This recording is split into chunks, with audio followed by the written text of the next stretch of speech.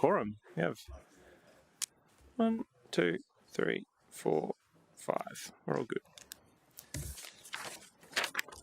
Awesome. Let's get this show on the road. G'day, everyone. Welcome to the Lifestyle, Environment, Heritage and Resilience Committee. While Kathy giggles at the top of her voice. Wonderful to have you with us, Kathy. Whenever we gather together, we acknowledge and pay respects to the traditional Aboriginal people of the land on which we meet, and we acknowledge all their descendants. We also acknowledge the many Aboriginal people from other regions, as well as Torres Strait and South Sea Islander people who now live in the local area and have made an important contribution to our community. Awesome. We'll kick off with some apologies. Councillor Castro has informed me he'll be late today, so he doesn't need an apology, but Councillor Martin has written to me and mentioned he's unfortunately unavailable for committee meetings today. So I wonder if someone might move an apology for, thank you, Councillor Wilkinson, and seconded Councillor Marshall. All those in favour? That motion is carried. Thank you. Councillor Castro is going to join us a bit later, so we will save his note for later if we need to. There's no leaves of absence. Just need someone to help me with the minutes. Can I get a mover for the minutes of the last meeting? Councillor Marshall, Councillor Curtis. Moved, Councillor Marshall. Seconded, Councillor Curtis. Was all those in favour? Those minutes are confirmed. Wonderful. Does anyone have any conflict of interest declarations today, other than all of us not liking deer, which is, you know. Oh dear, love it. No conflict of interest declarations. All right, well, let's get things... Actually, you know what? We'll do the start items first. We have start items 5.1, 7.1 and 7.2. 7.1 and 7.2 obviously are related to some kind of divisional leases and such, and they're also in closed session. Did anyone come today wanting to ask some questions about either of those items? That's great.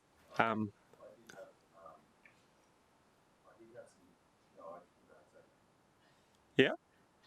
In the absence of you wanting to ask those questions, would you be willing to move the start items?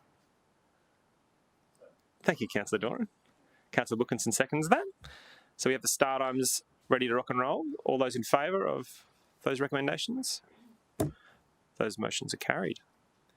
Let's get on with deer season. Alex. Thank you, Chair.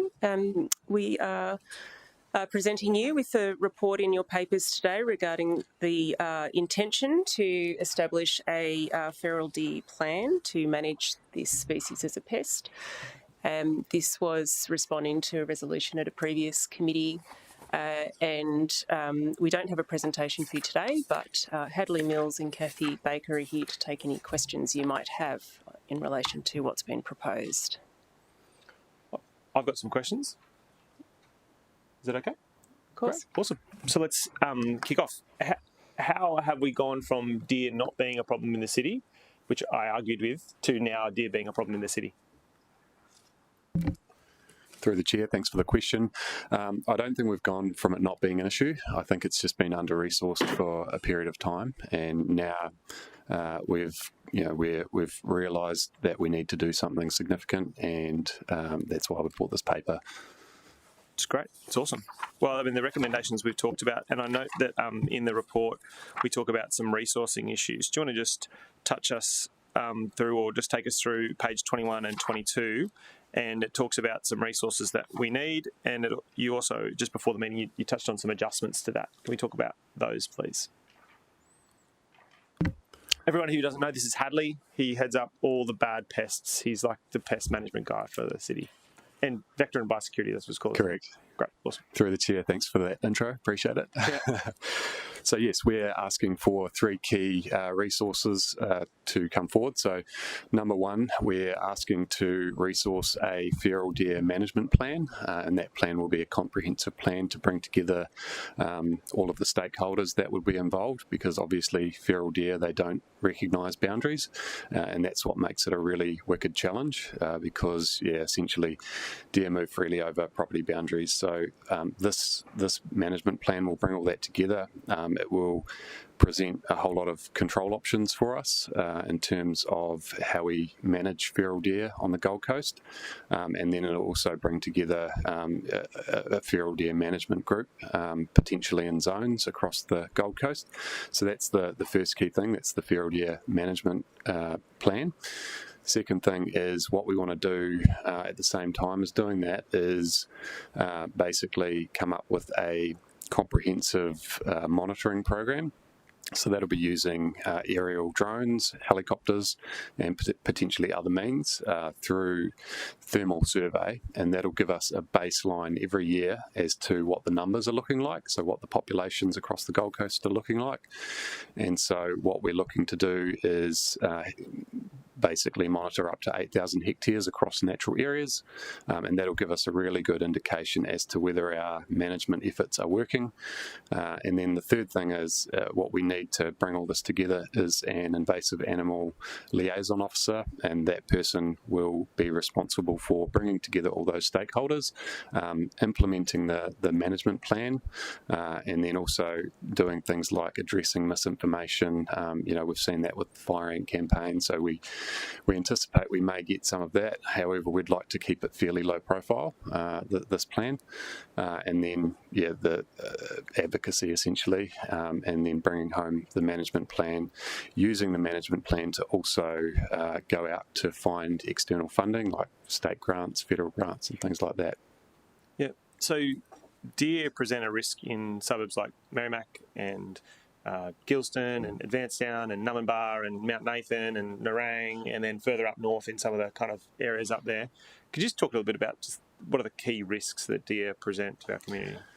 Yeah, thanks for the question through the chair. So the two key risks that we're facing on the Gold Coast, number one is vehicle strike. So increasingly vehicles are coming into encounters with deer where potentially there'll be near misses, but also collisions, and we've got some data on that, not a lot. How big is a deer? How big is deer? So deer is huge. There's a photo in the report there on page... There's one on 18. Page 18, yes. So that can be up to circa 1.6 metres high, a couple of hundred kgs for the stags, and present a significant risk to vehicles. Like 300 or 400 kilos? Up to that, potentially, Yep. Yeah, and then the other risk is environmental. So, damages flora, and also can mess up waterways and things like that too. Can ringbark trees, threatened species, etc. Prior to the meeting, Hadley, you talked a little bit about on page 21. You talked about the budget resourcing required, and you asked for an adjustment. Do you want to just talk us through that adjustment? Yeah, sure. So what we're looking to do is do a table an amendment for the resourcing. So effectively, what we've been able to do is find some. Find some savings within the Vector and Biosecurity business unit. And so what we're looking to do is on page 22 is reduce the figure of 300,000. That would support the feral deer management plan and also the monitoring. So bringing that from 300,000 down to 100,000. So we've found $200,000 worth of efficiency. That's great. It's a good outcome. Chair, that's page 21. Sorry, 21. That's okay. Yeah. And 22 talks about the invasive species officer who we need to add as well. And those two asks will be subject not to this committee but to the special budget committee. But, correct. And they're likely to be brought through in the next cycle of special budget. Is that correct? Yeah, great. Awesome. Does anyone else have any other questions? Oh, yes, Councillor Gates. Sorry, it was on that basis that I had my hand up, because the recommendation would normally be that the appointment of an invasive animal liaison officer and the introduction of a feral deer monitoring program be referred to a forthcoming budget committee for consideration, rather than a decision being made in this. It would normally be referred to budget when that amount of money is involved. Yeah, so I've got a change recommendation that will kind of restructure that a little bit, but definitely worth that would be good. doing that. Yeah. Awesome. So is there any other questions? Councillor Doran and then Councillor Fowler. Thank you, Chair. Looking at the heat map on page 14, and there seems to be quite a significant increase around Robina, Merrimack, Clear Island waters. Is there any particular reason why that stretch of land has feral deer?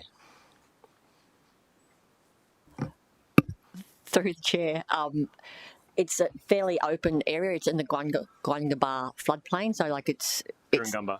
That's it. So it's a nice open area for those feral deer to hang around. Hadley got some hot off the press numbers overnight. We did a survey this week, I think it was. Last week we did the survey. So effectively we did a baseline monitoring survey with drones over the last couple of weeks, and the numbers came back over an 893 hectare area. That's both private and public land. There was 670 deer counted in that area, so a significant population.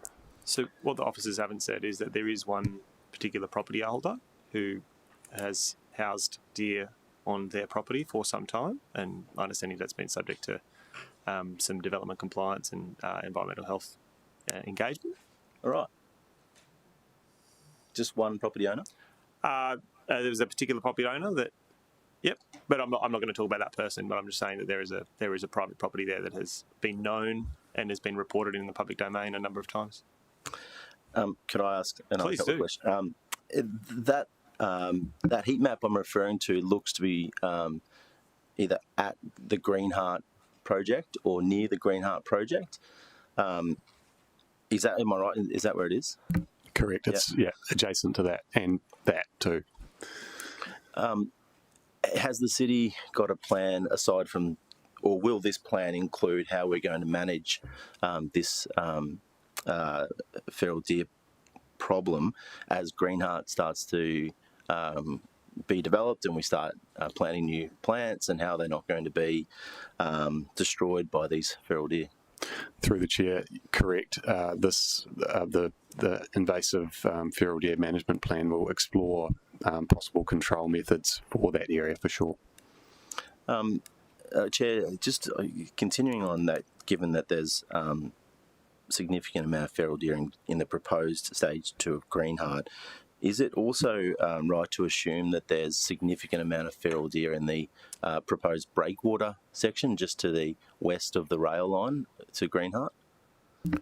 Through the chair, I'm not aware of that. Because we've just had that those numbers come through over the last few days. We haven't actually received the report yet, so I'll be waiting for that report to see where exactly those populations are.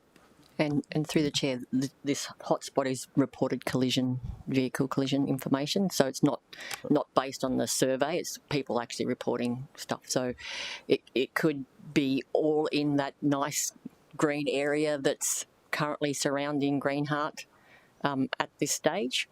But yeah, as Hadley said, his aerial survey, once we actually delve down where the deer were spotted, we can actually get a bit more information. I know that's a vehicle collision. It's just a nicer map to look at, because obviously if there's vehicle collisions, there's deer there. I guess that's why I'm referring to that section. And Chair, just a final question. So do we have, do the city officers have any information as to how the feral deer came to be on the Gold Coast? They're not native. It's a good question. Hadley, Through how the did deer chair, come to be? I think it's just I think it's from deer farms, historic deer farms generally is where the populations come from. So there was a lot back in the 80s and 90s, and there was some west of the Gold Coast, and potentially they were released by those owners when the market fell down. Okay, you okay? I've got Councillor Fowler, then Councillor Wilkinson, then Councillor Gates. Thank you, Chair. I was, my question was about the private landholders, so that conversation's already started. I'm really keen to know when we get to the management plan, is there going to be provisions in that can give us more control over private landholders, or is it really going to be focused on council-owned land? It will explore that for sure. So one of the things I mentioned in the report is that we're going to be looking at hopefully budgeting for in the next year or two for an invasive animal local laws officer. That's in a different department, so I'm working with that department to try and get that resource in place, because right now we don't really have a lot of compliance in that area. Unfortunately, we do have a local laws officer for invasive plants, but we don't have one for animals. So we're looking to hopefully get that position in the coming months and years. Councillor Wilkinson. Thank you, Chair. And through you, I just wanted to know, with relation to setting up the management plan, obviously taking into consideration things like the Biosecurity Act, the National Federal Deer Action Plan, all those types of things. Are there any other councils that exist that we can use as a bit of a benchmark? I looked at the heat mapping, or the mapping displayed on page 16, and it to me kind of shows towards perhaps even Moreton Bay, whether there's anything that they already have in place that we can use as a bit of a benchmark and see whether there's something there perhaps other councils have already implemented who are facing, I guess, similar struggles to what we would potentially face going forward. Through the chair, so the Sunshine Coast Council have a really good program, so we'll be asking the consultant who prepares the management plan to do a couple of case studies, and Sunshine Coast will certainly be a part of that case study. Councillor Cates. Thanks, Chairman. Through you, I'm interested in the map on page 14 and why it doesn't include Northern Gold Coast. It's a heat map of where there's a problem in the city, but it cuts out at Upper Coomera. And my question is, are you aware of the numbers between Upper Coomera and Yatala? Because I'm aware there's deer there, not in significant numbers, but why would we present a map that doesn't include the whole city? Through the chair, this map was pulled from a report done back in 2022, the Deer Vehicle Collision Hotspots report. The Deer Animal Collision report. And so that was the only map that I had to reference hotspots on the Gold Coast. Can I follow up with a question on that? Was that map commissioned by the council? It was, correct. Yeah. So, Councillor Gates, 2 years ago at least, probably 2 to 5 years ago, I engaged with the Feral Deer Action Plan managed nationally and had quite a lot of engagement with the Vector and Biosecurity team prior to Hadley's engagement. And to be fair to say that there was a prioritisation issue where officers were informing me that they didn't believe at that time that the monitoring and pest management of deers was as high a priority as other pests in the city, and because of limited resources, they weren't able to do the work that I was at the time asking them for. One of the things that came up was I was frustrated that the map was not holistic and represented the whole of local government area, and at that time there wasn't resources available to expand that mapping. But I'm hoping under Hadley's new plan, in partnership with the National Feral Deer Action Plan, we'll be able to have much more holistic mapping. I was just interested. I do recall when you asked several councillors for a contribution towards the management of feral deer for that, and I know of your interest historically in the management of them, but I was just a little concerned that the whole of the city isn't represented in this. I was able to. I had agreements in principle for about $120,000 from local area works allocations to advance some of this plan in partnership with the National Deer Strategy. But at the time that I was able to secure that funding, the whole of city team, the pest management team, ultimately determined that they weren't willing to match the necessary funding to see a comprehensive plan delivered. And under Hadley's leadership, we've changed our approach to that, which is really a positive outcome. Okay. Councillor Doran has a question? Yep. Thank you, Chair. So just learning about the extent of the problem just north of Division 11, I'm concerned over one of the impacts that is listed under the Queensland Plan in relation to vehicle strikes as one of the impacts that we have to be concerned about. I know the plan will come up with those strategies, but in the meantime, is there a coordinated approach between the biosecurity team and the traffic and transport team to minimise any collisions whilst we're undertaking this plan, and will that continue moving forward or be a part of the plan? Through the chair, we do have control measures happening in that area at the moment. We do have a feral deer trap that's active, and that's is actively catching deer in that area. So that is one control measure that we've got happening. There's nothing that I can think of where we're coordinating directly with the traffic management team, but I can certainly look into that. I think given that Greenheart Stage 2 Chair is borders with Ravenna Parkway, and obviously there are other areas, but specifically to me, I would be thinking that would be an action that the team should undertake. And if you've got a change recommendation, Chair, I'd be keen to see if we can request that coordination between the parties. Yeah, I've got some additional words which I'll add to the resolution, which I have prepared. Any other questions? If there's no other questions, I've got a recommendation that I think I'd like to put up that is not too dissimilar to the original, but it actually is more specific about what we're recommending the Special Budget Committee consider, and it weds ultimately the consideration of the Special Budget Committee in a way that I think is more satisfactory to Councillor Gates' contribution. So we've kind of led with, hey, the Special Budget Committee is going to consider this.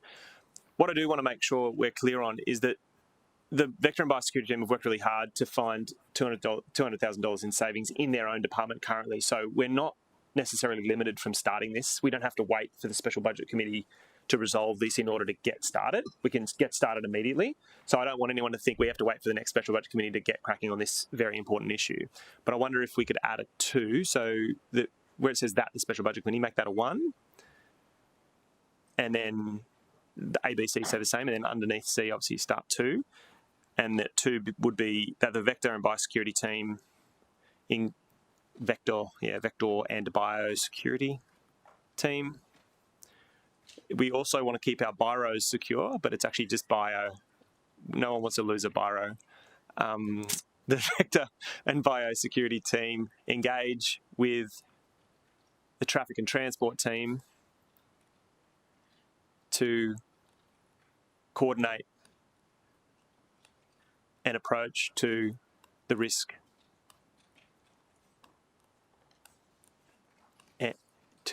of vehicle strikes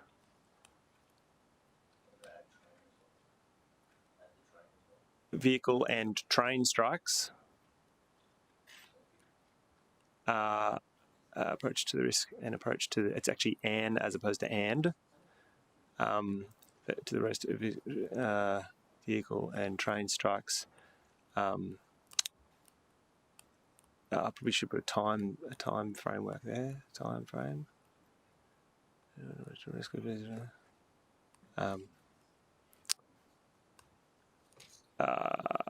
We need to close that with a time frame. It'll have to also be Q-Rail if we look at the train. And Q-Rail. Can we add the words after Traffic and Transport team? Can we add and Q-Rail? There's the risk of vehicle. Actually, you know what? Is that enough for you, Councillor Doran? Just those words as it stands? Yeah, I think you can. Yeah, I'm happy with what you can craft. Yep. So I might just leave it at that, unless someone wants to craft anything more specific. Councillor Hamill, what a pleasure to have you with us. Thanks for joining us. We haven't included any reference to shooting deer, Councillor Hamill, notwithstanding that wonderful contribution. But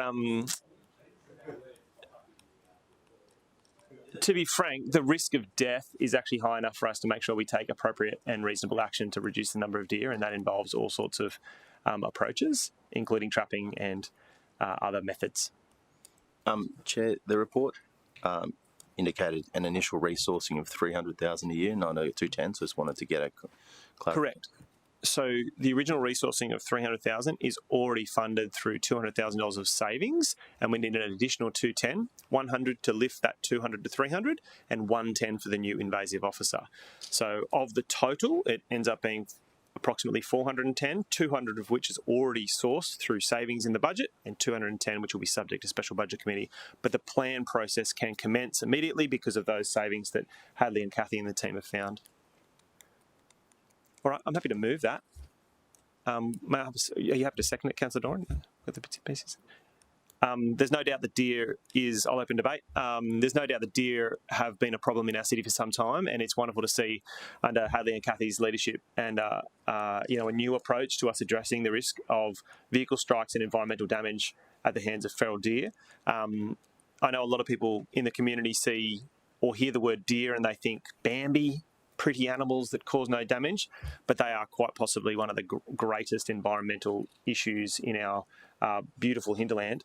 But more importantly, they present a significant risk to young families and people driving cars, and particularly in an area where Robina and Merrimack and the hinterland have so many kind of families travelling and tourists travelling. It is only a matter of time, if we don't take action now, that a vehicle strike results in harm or death to driver. So we just need to act immediately, and it's great to see that the team have done what they can to start that budget saving to start doing the plan straight away. Did anyone want to speak against the matter? All right, well, won't need to close debate, but all those in favour? That motion is carried. Are you okay? No, that's good. Thank you. Great. Awesome. Now, I think our next item on the agenda is led by Jodie and her wonderful team. Thank you, Alex.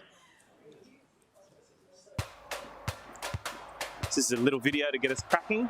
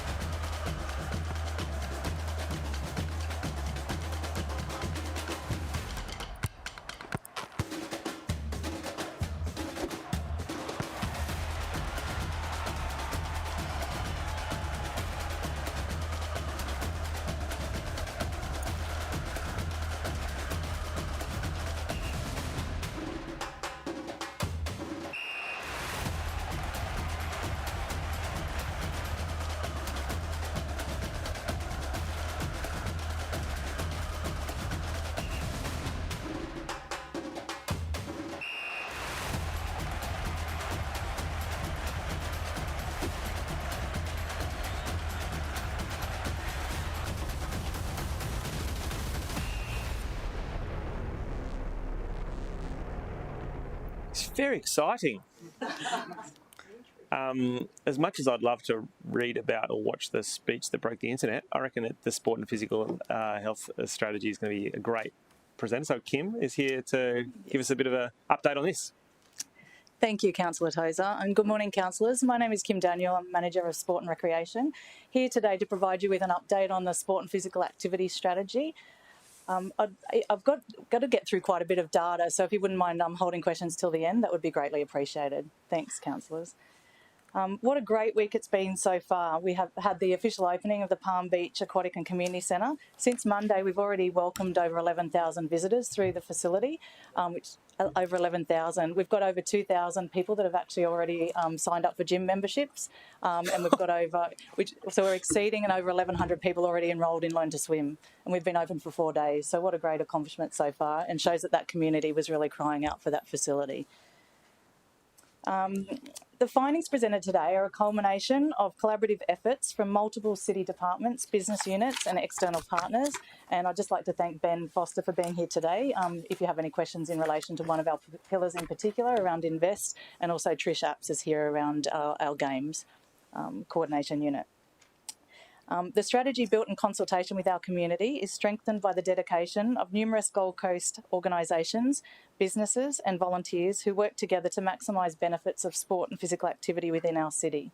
The 10-year strategy, endorsed by Council in 2022, provides a roadmap to enhance sport and physical activity outcomes in our city and aligns with 2 key themes: vibrant lifestyle and One City. The strategy provides 34 actions across 4 key themes.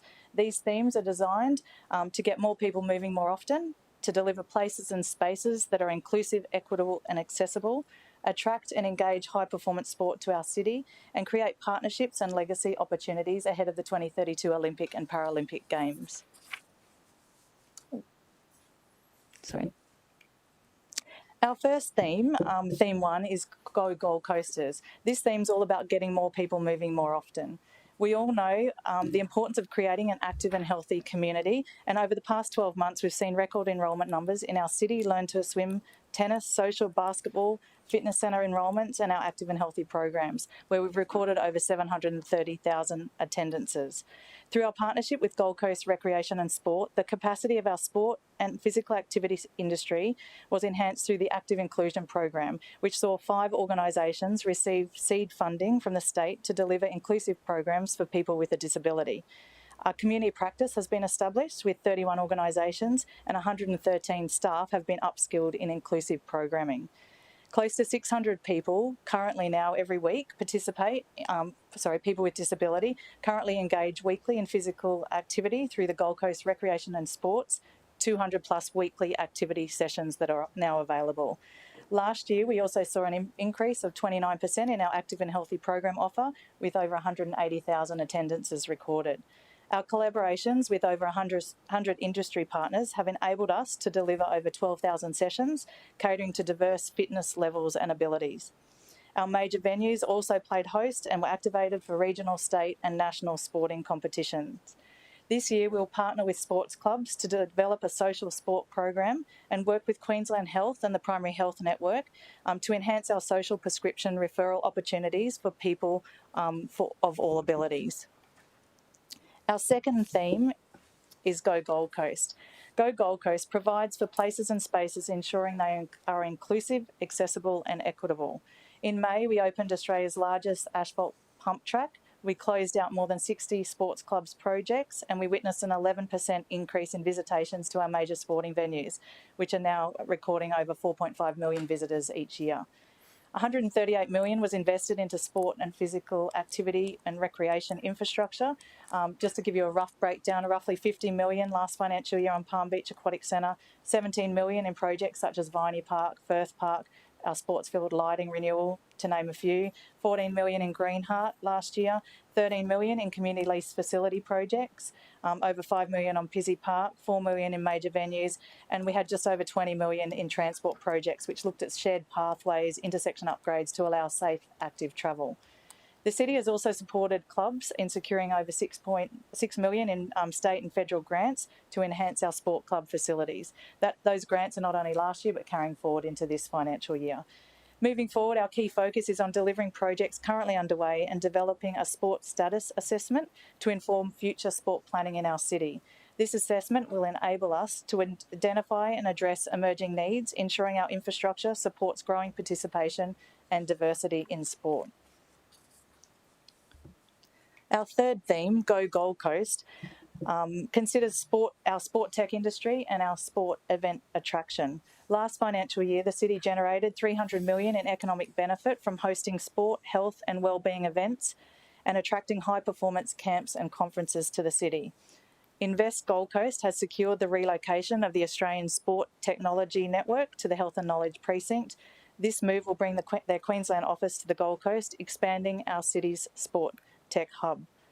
The city also hosted 24 camps, conferences and exhibitions, including the New Zealand and British swim teams ahead of the Paris Olympic and Paralympic Games, as well as the men's and women's high-performance state of origin training camps. Through our funded entity Experience Gold Coast, 64 events were attracted to the city and supported, including events such as the Australian Open Swimming Championships, National Basketball League, the Marathon, World Bowls Championships, not to mention the Supercars and Magic Million Carnivals. Through Experience Gold Coast, we're also pleased to announce that we'll see the return of World Surf League Championship Tour to Snapper Rocks in 2025.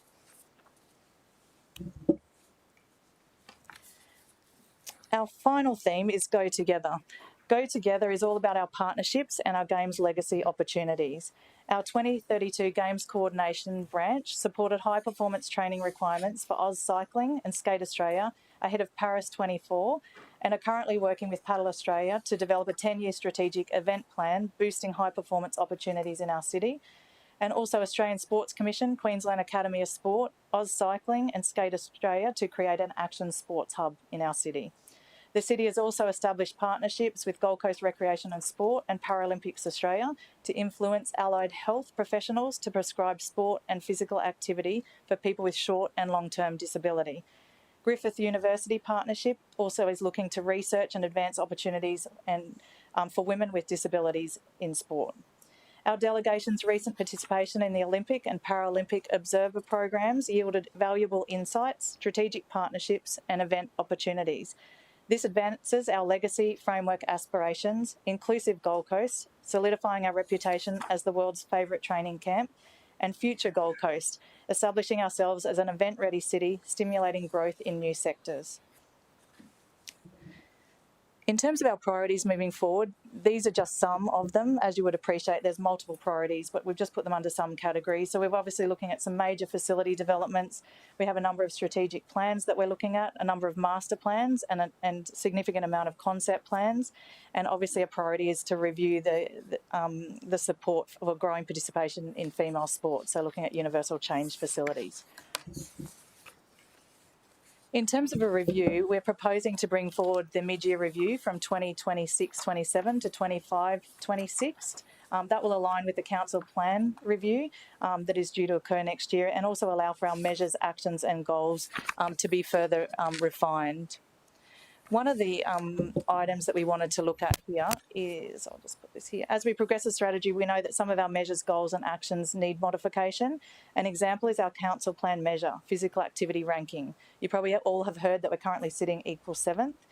This measure relies on results from the Queensland Health Preventative Health Survey, which even though is undertaken each year, only includes the question linked to physical activity levels every second year. This means we have a 2-year data lag and doesn't allow us to track our annual progress against the strategy.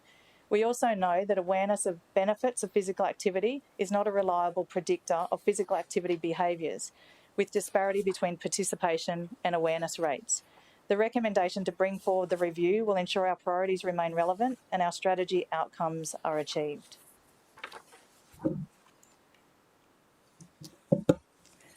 As we look to the future, I want to leave with you a vision of what our sport and physical activity strategy can achieve.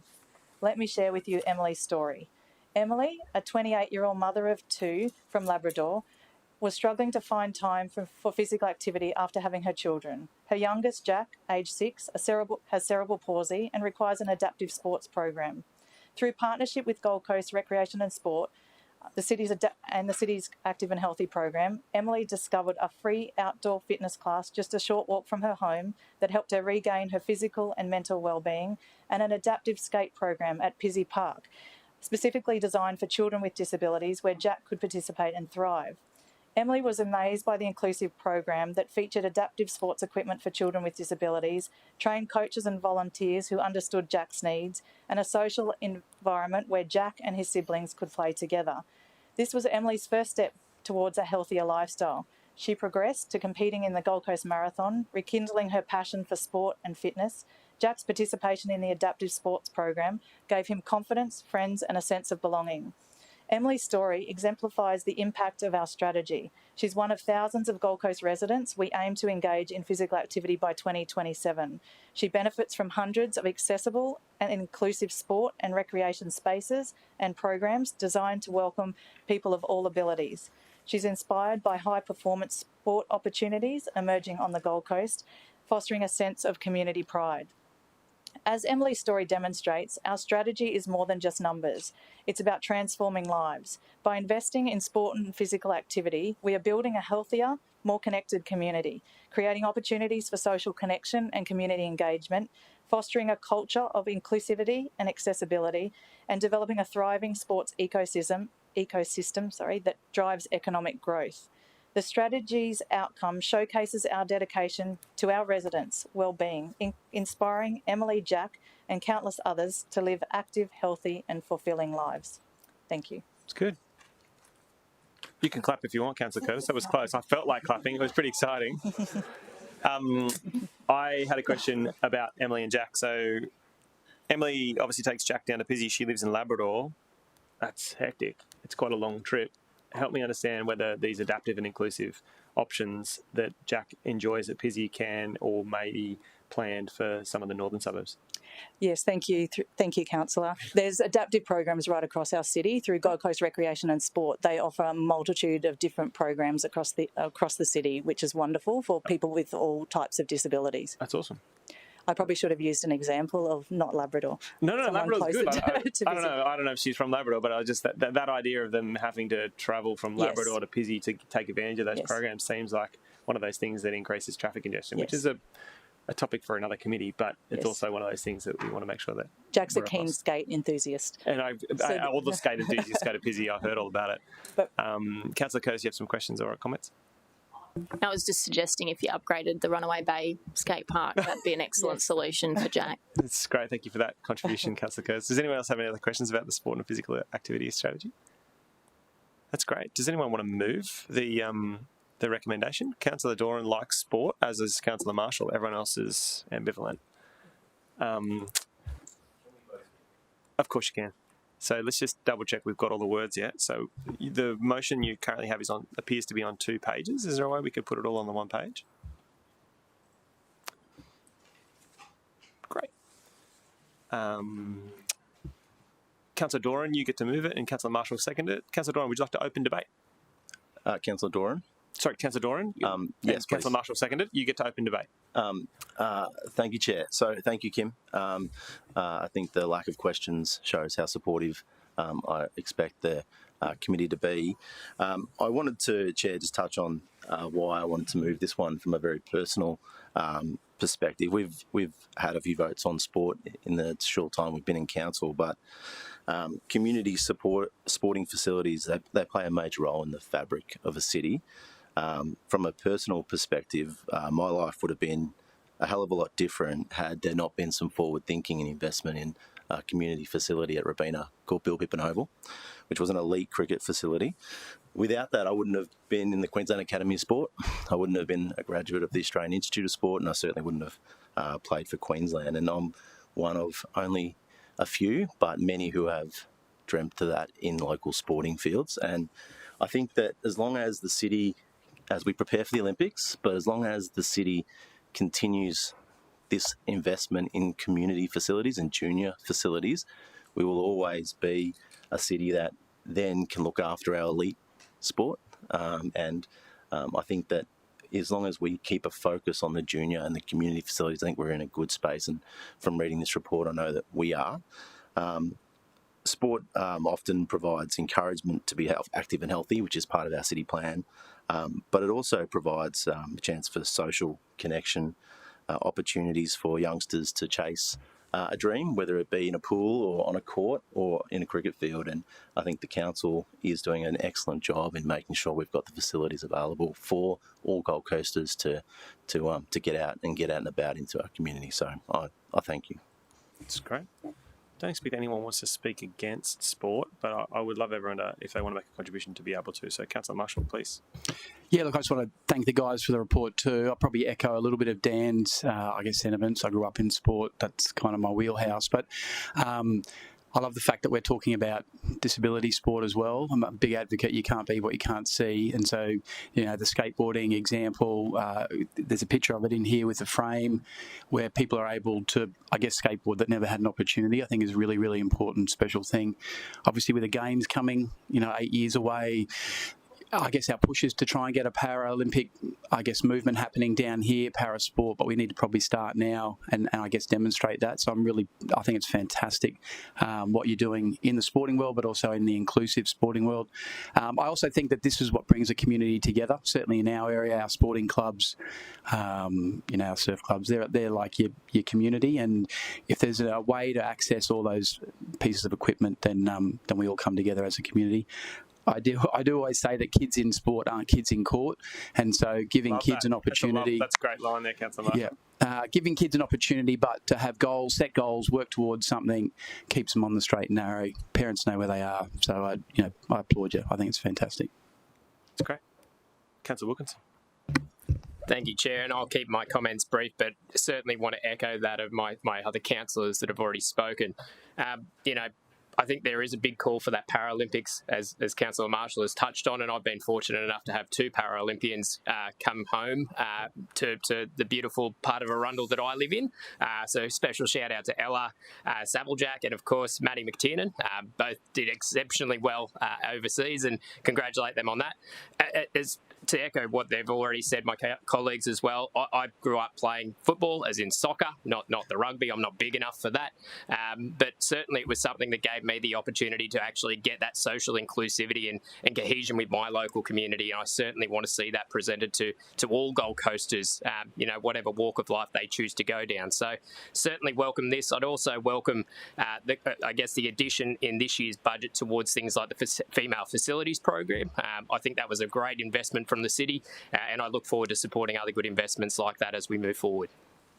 That's great. Well, the motion that we have talks a little bit about, this committee receiving future reports, and also touches on the midpoint review coming back between 25-26, which is not that long away. So if there's no further debate, I'll take a vote on the matter. All those in favour? No one against? Motion is carried. Thanks, Kim. Thanks, Mark. Thanks, Ben.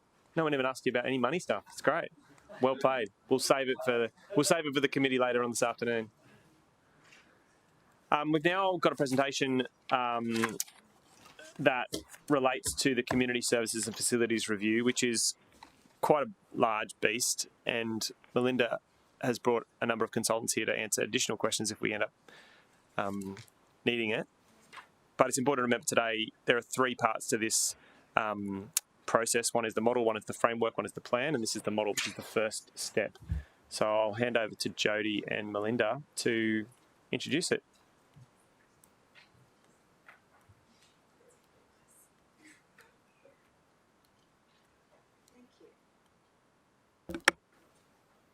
Through the Chair, good morning councillors. My name's Melinda Bucher and I'm the General Manager of Libraries. Today I'm here to provide a summary of Agenda Item 6.3, Community Services and Facility Review, the model. I'd like to take the opportunity to introduce key members of the CSFR team. We have Karen Stillwell, our Project Manager, Yvette Padgett, our Business Analyst. We have Joe Nosgard, Principal at SGS Economics and Planning and our Consulting Lead on Social Planning and Infrastructure. And we have Jennifer Mitchell-Moore, Managing Director at Civic Shifts, who's leading our community engagement activities and who is also leading community engagement for the local growth management strategy. For the flow of today's presentation, I'd ask, if possible, can we leave questions until the end? So this slide really outlines the foundational purpose of our project. The project was initiated in November last year, and I gave this committee a presentation in July on a progress update. But today we are seeking formal endorsement of the methodology to inform the model.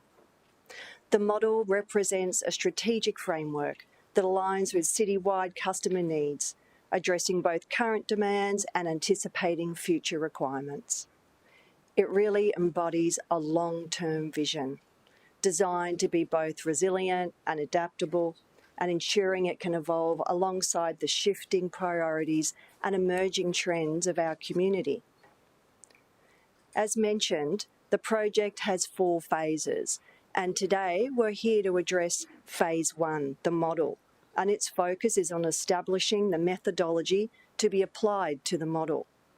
And Phase 2, the plan, that's the focus on bringing the model to life. So what does it really mean for the city and our community?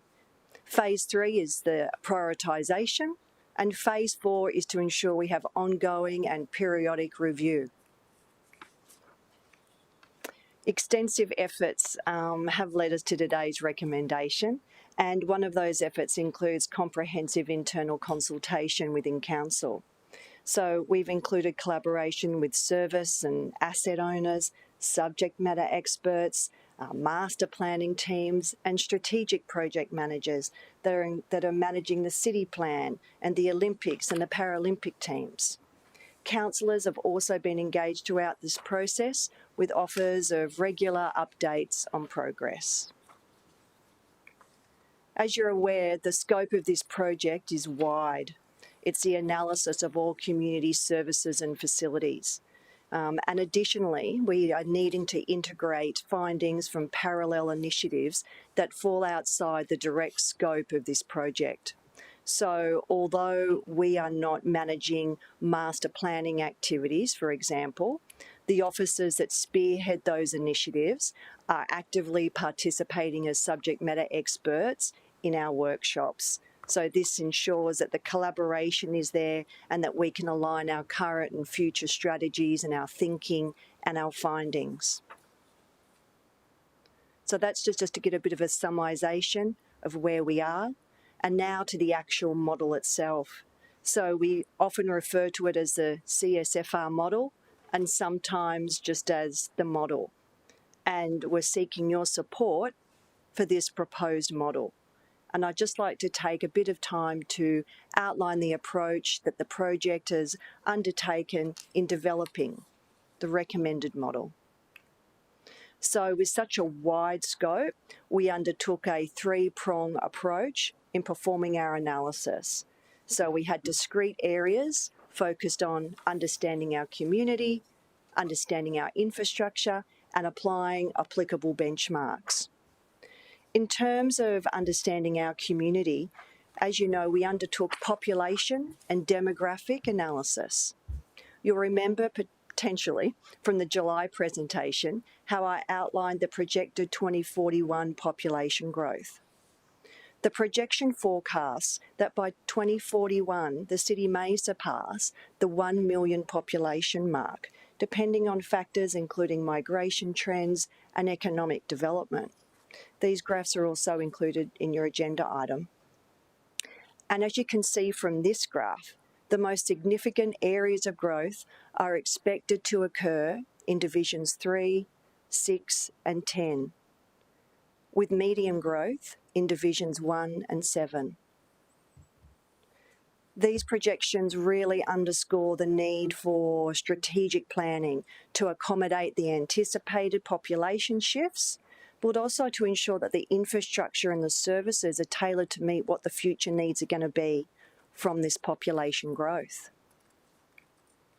And when we look at that growth by age groups, we can see, for example, that Coomera is projected to continue having the highest number of 0 to 4 and 10 to 25-year-olds, a near tripling of numbers. And Labrador will continue to have the highest number of 60-plus aged residents. So the findings from these demographic forecasts, they're being used to guide the placement of age-specific services and infrastructure to make sure that the community resources align with the forecast needs of the population. So what is that population forecast to need? What type of service are they most likely forecast to need? And what sort of infrastructure needs to deliver those services?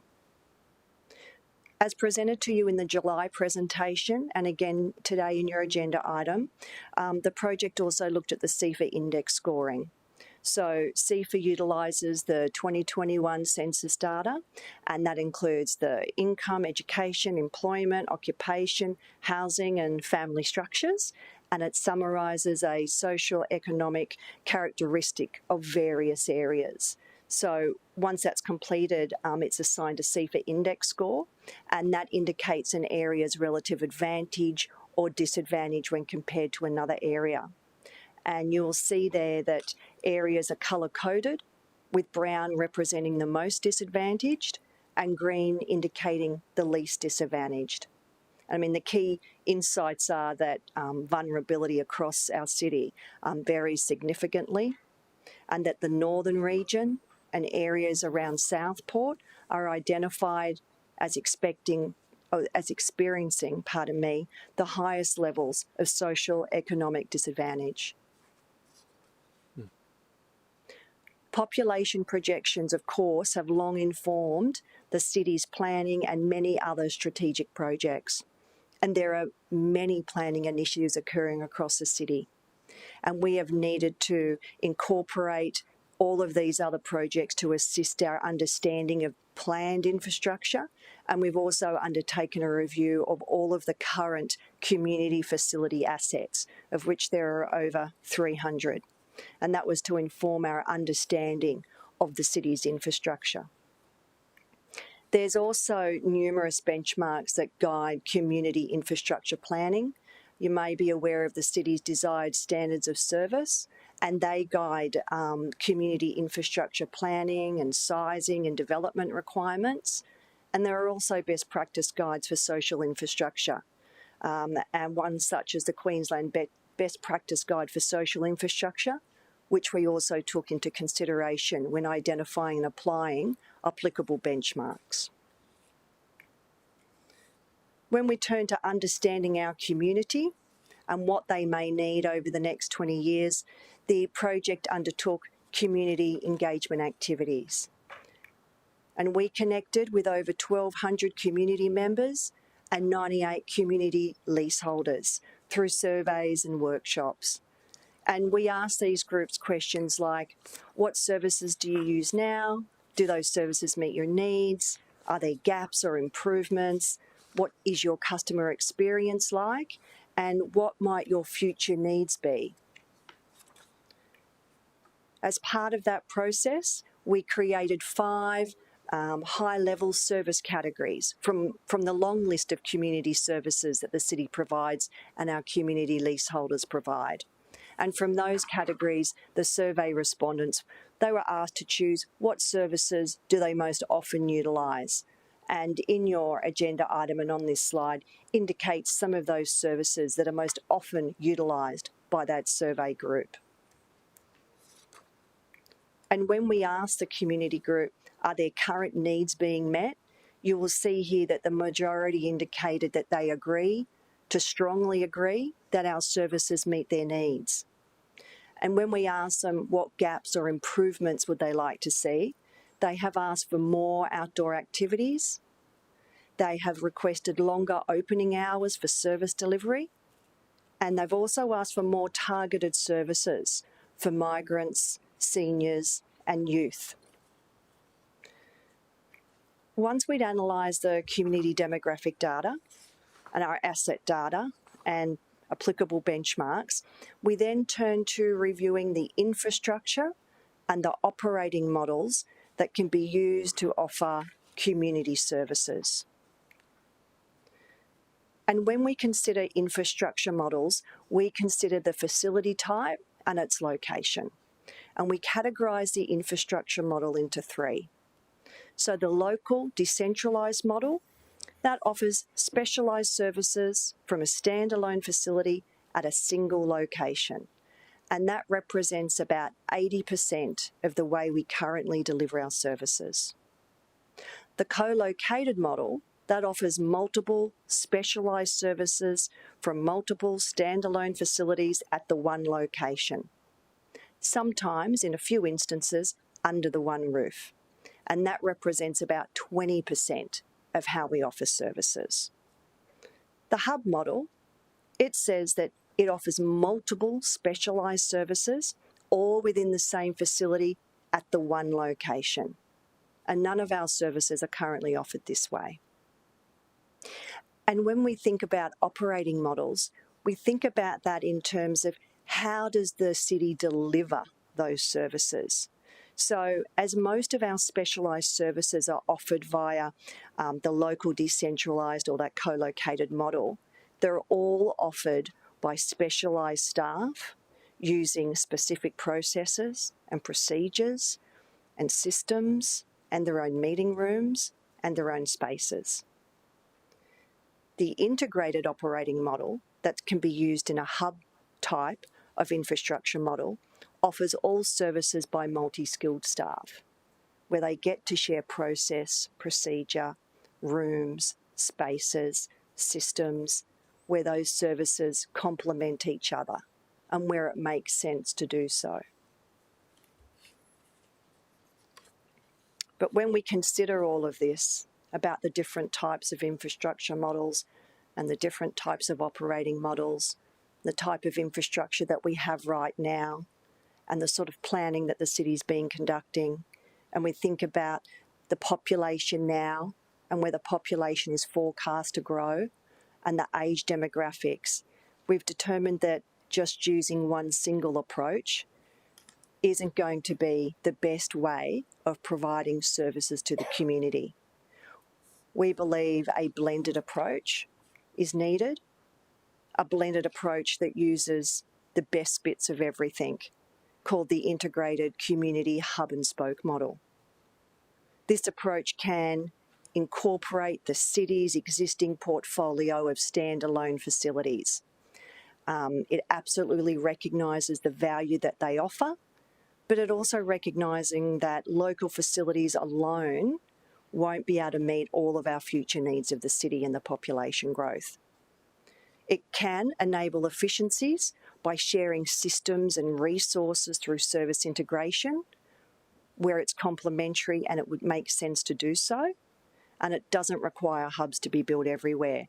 In fact, we're recommending that there could be 2 sizes of community hub.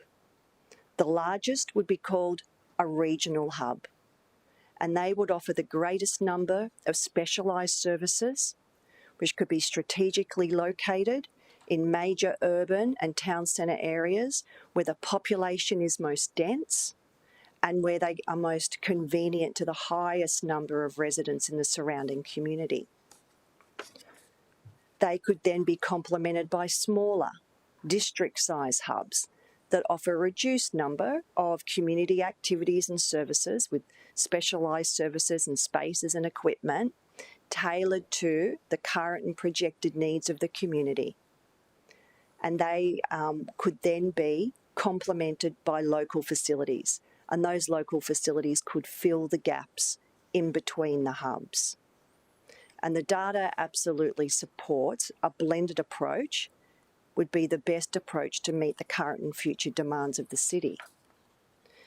The concept of hubs is new to the city, so we also took the opportunity to test with the community group how they find the concept of community hubs, including our leaseholders. And we gave them a rating from, unthinkable to desirable. And you can see here on this slide that the community, their sentiments were much more in the positive side, but they absolutely told us that some services may not work well together, which is why we believe a blended approach is much more applicable. There are lots of services that go well together, but some do not, and they use different systems and processes. We explored this a bit further, and we asked the community if we had hubs, what should they provide? What should they be like? And the community said to us that they should offer multiple services in one location. They should be great places to go to, welcoming, diverse. They should have lots of people in them. They should be cost effective, well utilised. They need to welcome the entire community, and they need to support community interaction.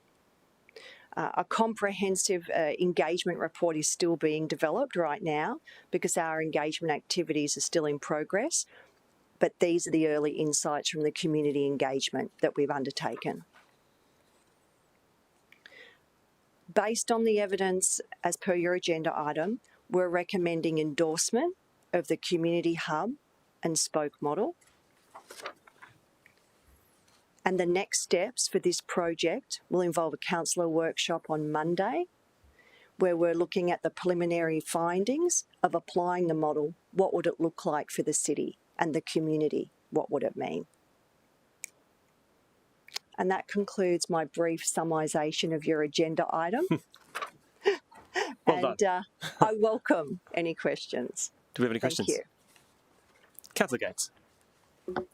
Thank you, and that was great as always, Melinda. I just wondered in the youth space whether the Junior Council was consulted in any way. I'll have to refer that. No? No. It's not a bad idea. I think it might be worth noting we had recently a function for Junior Council and there were 140 students in the Young room. leaders, So yeah. it's growing and it's significant, and it's a really great opportunity for us to get feedback from the youth of the city about what they would like to see into the future. So it's simply a suggestion. Yeah, no, great idea, Councillor. Thank you. That's great. Any other questions? Councillor Hamill. For you, Mr. Chair. So you've put forward the proposed model, which is a blended model, and outlined a lot of the positives seen in that model. Could you give us a bit of an idea of where we see some risks in this, or of what we might miss in this model, or what might have been advantageous in some of the other opportunities? Through the chair, I think that there are risks for all three types of models. So, which is why we were recommending the blended approach. I think in terms of the hubs, the concept is new to the city, and they, by their nature, require pieces of land or repurposing of existing assets so that we can actually combine all of the services in them.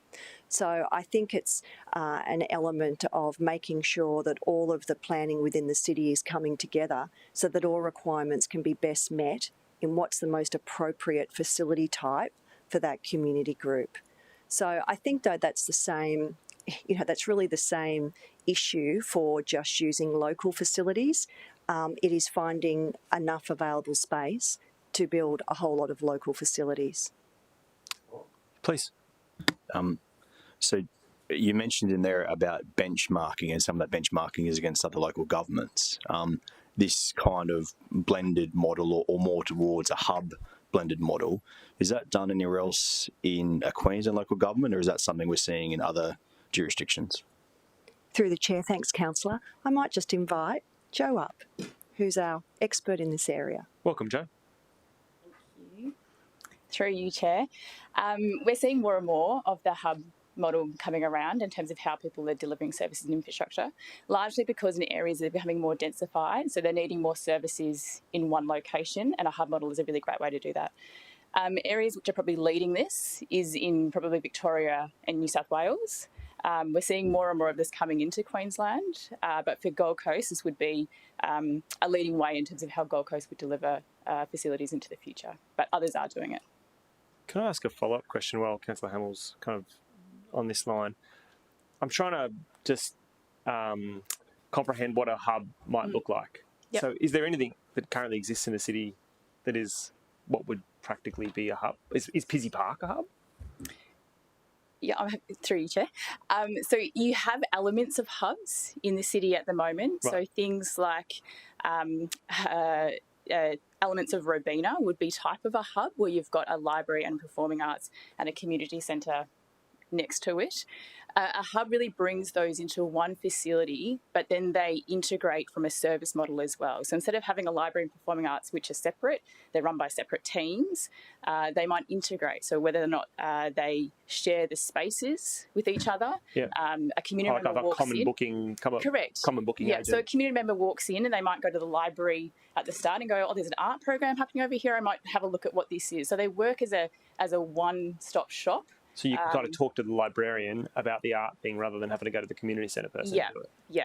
It also means that you can have a different array of services that might be using the space, which can then extend things like operating hours, because you've got people using it at different times and getting the best utilisation out of infrastructure. Okay. So, like, obviously, we've talked a lot openly about Greenheart, and it's got a lot of sporting fields, and it's got a bunch of open space, and then it's got some buildings in it. Is that an example of a regional hub? That's an example of co-location of infrastructure. Right. So it's in the same location, and maybe there's some sharing that's happening between the services. Well, it doesn't if exist they yet. are Greenheart doesn't connected. actually exist yet.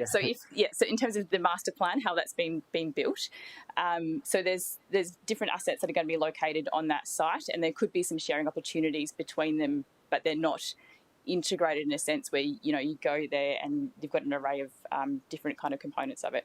Sport and rec is a little bit tricky in terms of how you integrate sport and recreation. Right. Things like clubhouses for a soccer pitch might need to be located in a different location to where the netball clubhouse might be because of the walking distance, the change rooms, those kind of connections. So there are some things that you can and can't integrate, which this model looks at in terms of what is the most appropriate things to integrate based on the service needs and the user needs as well. But the idea of community centres and libraries and other similar services being co-located in a hub form is kind of what we're getting at. And you can do it for sporting. It's just thinking about what are those specific services that locate really well together based on the land allocated and the infrastructure that they're using. Okay.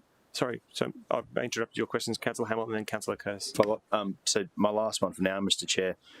I'm interested in, and this kind of comes in the back of some of the one-on-one meetings with Melinda about, I guess, the massive information dump that came from pulling all these different areas and what their services are and what the future looks like. But would I be right in my thinking that this blended hub model provides the greatest flexibility in the future to be agile to the community's needs changing, that because they are shared facilities and co-located facilities, that as we see changes in the community through demographics moving, that unlike a standalone building where it's really difficult to change the structure, that this model would make us a lot more flexible and agile to adapting to the community's needs?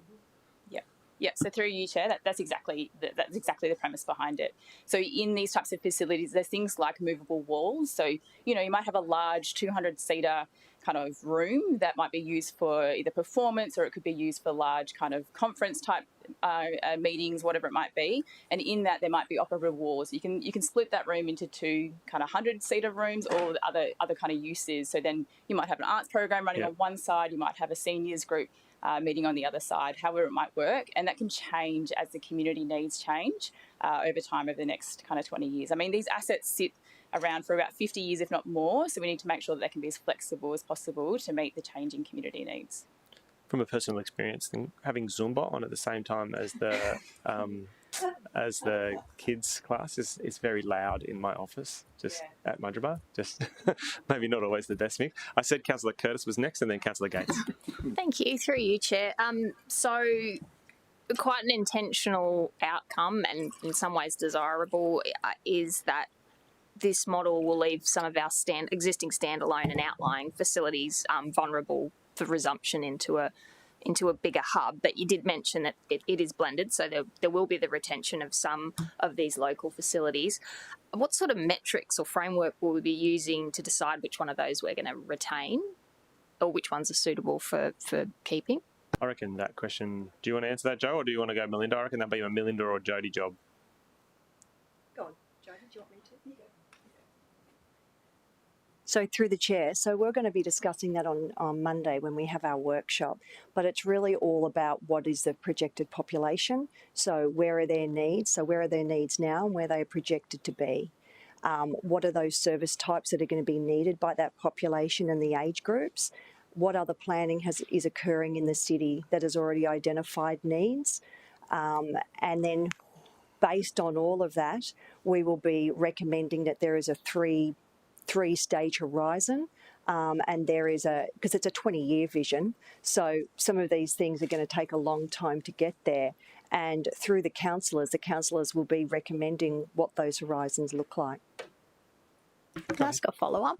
I was wondering if you will consider the existence or non-existence of private options. So if we've got a community facility that is like the only thing like it in an area, and there's no private dance school that could possibly offer that service, will that also come into account, or is it purely going to be based on population growth and sort of that data? Through the chair, it's a bit of both. So we've certainly been cognizant of where there are private providers offering facilities which are really well utilised by the city. But we also know that those private facilities can't always accommodate all of the city's needs. So, they're not always open to when the general population needs them. And so it's taken into consideration. And then depending on where that is, what it does, what the age group is, what else is forecast for that area, what other planning is forecast, we then consider that, and then we make a decision about, well, this might do a very small amount. What is the city's obligation and what do we need to do? So it's a mix of factors which are all very unique about that area. There's no blanket approach. Can I just follow on from that question before we go to Councillor Gates? Has there been any engagement, like in my community I've got 13 schools and all of them have a hall. Has there been any conversation inside your project about the utilisation of state assets? I don't mind who answers. Do you want an answer? Through the chair, was that a if someone question? wants to answer, I don't mind who it is, but it's all good. I'm not fussy, it's all good. But it kind of relates to Councillor Curtis' question about, Yeah, through you, Chair. It's a really, really great question around school infrastructure and how do you kind of activate school infrastructure and what's available outside of school hours. That is definitely something to take into consideration around how that infrastructure can be utilised, and things like indoor courts is a good example of that as well as open space for recreation.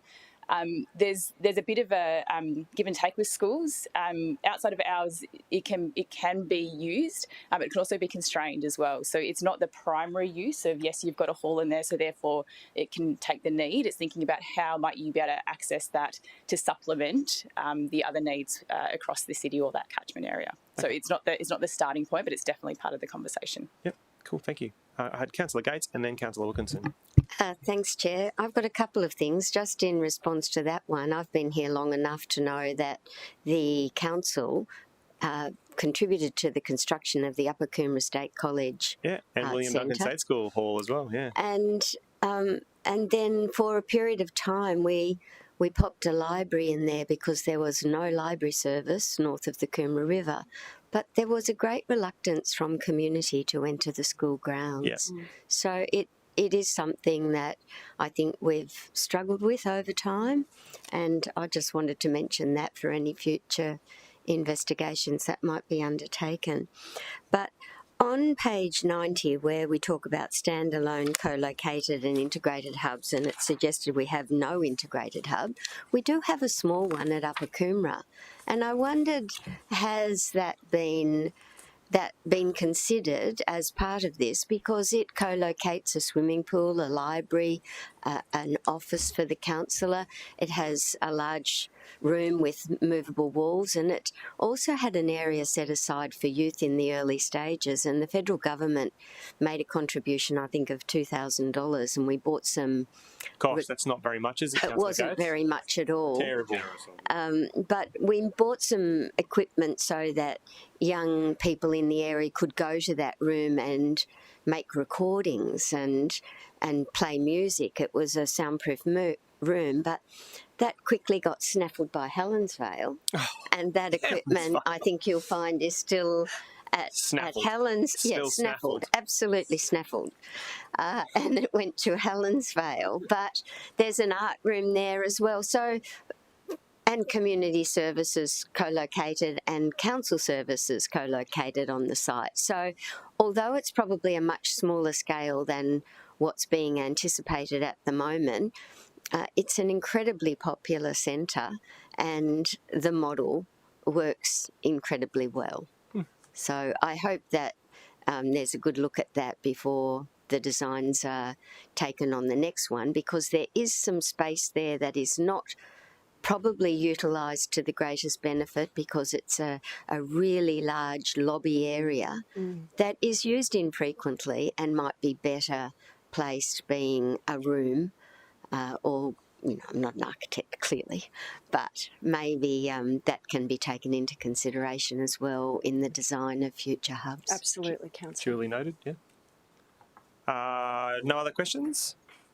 Oh, sorry, Councillor Wilkins, my mistake. And then Councillor. Thank you, Chair. And again, I'll keep mine brief. Mine just, thank you firstly for the amount of work that has gone into this. I know there's been a lot of back and forth with, I'm sure, multiple councillors. I know I've had plenty of engagement on this, and I've got a lot of strong positions on this at the best of times. In relation to the timing, I just wanted to see if you could expand a little bit about these phases. So we're obviously at our model phase at the moment, which we're looking to get the recommendations sorted today. The second phase is about that plan. Now, when we say the word plan, are we talking about these are, after consideration of all the factors, this is what we're looking to do as far as moving forward and tweaking that at that stage? And then is the roadmap, which is phase 3, is that then this is the actual plan more so with funding allocated and timeframes attached, giving an indication to the communities about when they would likely see certain things potentially change, I guess, moving forward for the city over the next however long period. Is that, or can you just help me get to, I guess, a better place to understand it with each of those phases, what's encompassed a little bit better in those phases? Through the chair. So phase 2, which is the plan, is really the detailed analysis of if we apply the model to the city, what does it look like? So where could those hubs be across the entire city? And where could potentially the regional hubs be, the district hubs and the local facilities? So it's getting that citywide view based on everything that we've discussed today. What does that really look like? And we get down to talking about the individual services and assets and their location. And we have a collaborative workshop with all of the councillors where we go through, when we do the detailed analysis and we've applied this model, this is what it looks like. What do you think? And so you and every other councillor are part of that process in helping determine, does that look right? Does the analysis, does that feel right? Does it look right? And then we actually bring that together, and we'll be coming back to council that you can see there about the plan saying the application of the model will result in X and Y. The roadmap is the prioritisation of that. And again, we'll be coming back to councillors going, now that we've agreed that the model is appropriate and its application we've all looked at and we've made some changes and we think this is the right look, then we come back and we go, this is the prioritisation. Still understanding that it's a 20-year view. And then part of that prioritisation and the roadmap is about the funding that would need to be associated with whatever decisions council makes in applying it all. Good answers. All good. I've got Councillor Doran and then Councillor Hamill. Thank you, Chair. I'm looking at the model that's proposed, and there's a lot of work gone into it. Visually, to me, it looks like exactly what's happening now, but with some bigger facilities. I'm simplifying what is complex, but is that a proper summation of what the model looks like in a practical sense? Through the chair, we actually don't have any integrated models at the moment. There is one that's being planned, so that's in the planning stage, but if we actually took the integrated component into the hub where you are going to offer multiple services within the one facility, and that facility is sharing staff, resources and systems, and the building's designed in a way that it can move and be flexible and adaptable to the then current and future needs of the population. We don't have that at the moment. We do have, as Joe said, elements of hubs. So at Robina, we do have separate specialised services being offered independently under the one facility. They're managed differently. The customer goes to each individual area to get their service.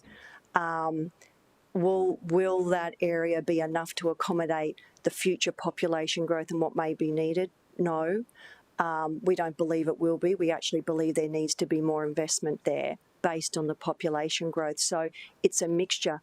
We already have local facilities and we absolutely need to continue having some local facilities, but those buildings are built as standalone pieces of infrastructure that only offer one service and are not adaptable for repurpose or flexibility.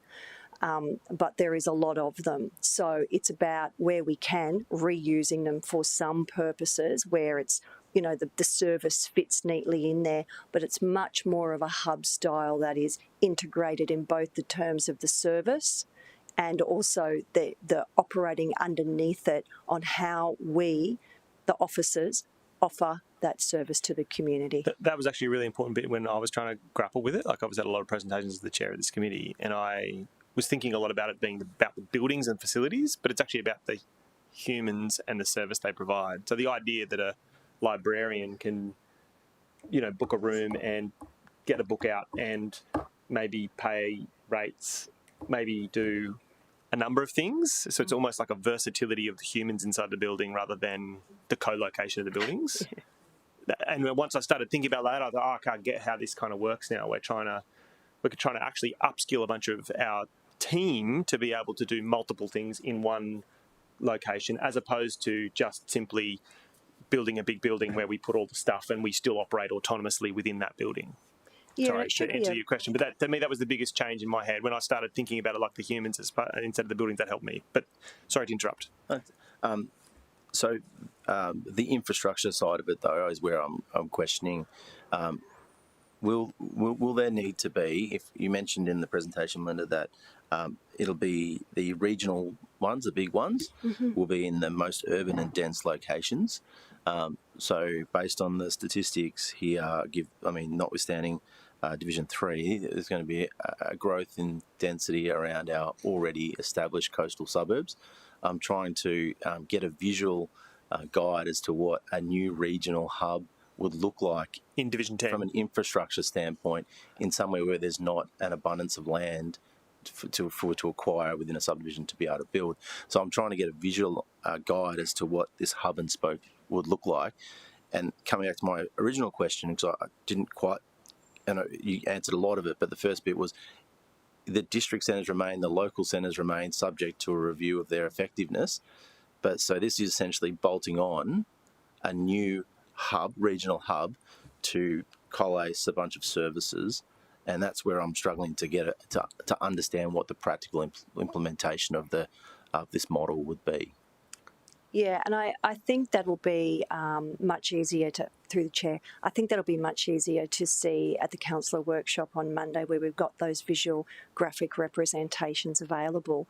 But it doesn't mean that you have the hubs plus everything else, because the hubs will offer a whole series of specialised services within them in an integrated way. And so because we can see that the need for those services is going to grow, and maybe the local facility won't be able to meet all of those demands. So some of those services may migrate to a larger building. So certainly there are aspects of acquisition, of land acquisition, or, building on existing spaces. We have had a look as part of the application of the model. Where might those sites potentially be? And so that's part of Monday's workshop as well. Just one last question, please. Chair. I assume the data, the information that I'm about to ask for will come through the process, but if you could comment around the view at this point around the location of the hubs and then the smaller district centres that may be deemed to be, not appropriate for the future, that they may be closer to the community, and I don't want to lose the accessibility for people who use these community facilities to have to drive too far to get to. And I know you've mentioned within 15 minutes in the report, but will there be some consideration to, when we consider local facilities, not combining them into one big facility at the expense of those that maybe have a convenience factor to those local district centres? Absolutely. And just one follow-up from their chair, and then I will cease. You are making decisions, and please take as much time as you need. The centralisation into the regional hub, can you just confirm that's not a cost efficiency motivation, that we are still looking to provide a community service as close to the community as possible, and this isn't about removing services and saving money for the city? Through the chair, absolutely confirm that. Okay, thank you. Councillor Hamill, then Councillor Curtis. Through you, Mr. Chair, I had a question around, in the presentation, population statistics in the future, and is it CEFA was the other? CEFA index. Yeah. Just wonder if we go back to that slide. If we could. So I'm really interested, because obviously we're looking at a 20-year horizon in the first place, but this is going to have implications well beyond 20 years as well. So the projections in population and the demographic information that's available in that CEFA report are just the best assumptions available today. How often is that CEFA report updated? Census data. Through the chair, it's all based on census data. So that's why the current CEFA index is using the 2021 census data. So the next census is when all of the population demographics can be updated. Right. And is there other data or other indexes available that possibly may be other information to put into this model in the future? Joe, would you like to say? Yeah. Through you, Chair.